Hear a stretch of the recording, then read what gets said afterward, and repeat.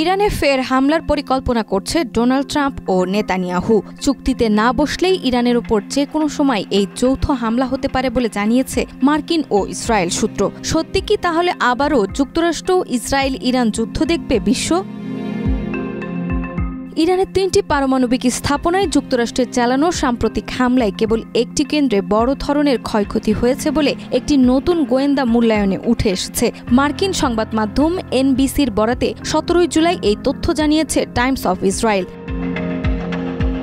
প্রতিবেদনে বলা হয়, গত জুন মাসে ইরান ও ইসরায়েলের মধ্যকার যুদ্ধাবস্থা চলাকালে যুক্তরাষ্ট্র সরাসরি ইরানের ৩টি পারমাণবিক স্থাপনায় আঘাত হানে।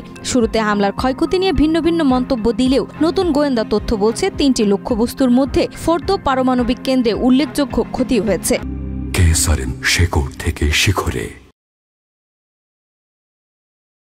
ওই কেন্দ্রে ইউরেনিয়াম সমৃদ্ধকরণ কার্যক্রম প্রায় ২ বছর পিছিয়ে পড়েছে। অপরদিকে ইস্পাহান ও নাতাঞ্জ পারমাণবিক স্থাপনাগুলো তেমন গুরুতর ক্ষতিগ্রস্ত হয়নি।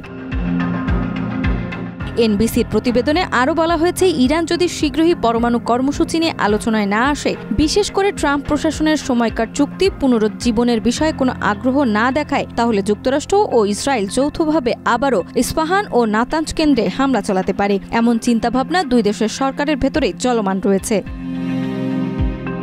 তবে ইরান শুরু থেকে বলে আসছে তাদের পারমাণবিক কর্মসূচি সম্পূর্ণ শান্তিপূর্ণ এবং বেসামরিক উদ্দেশ্যে পরিচালিত হচ্ছে। এর মধ্যে সিরিয়ায় ইসরায়েলের লাগাতার হামলা এবং তুরস্কের প্রেসিডেন্ট রিসেপ তাইয়েপ এরদোয়ানের কঠোর অবস্থানের প্রেক্ষাপটে মধ্যপ্রাচ্যে নতুন করে উত্তেজনা ছড়িয়ে পড়েছে।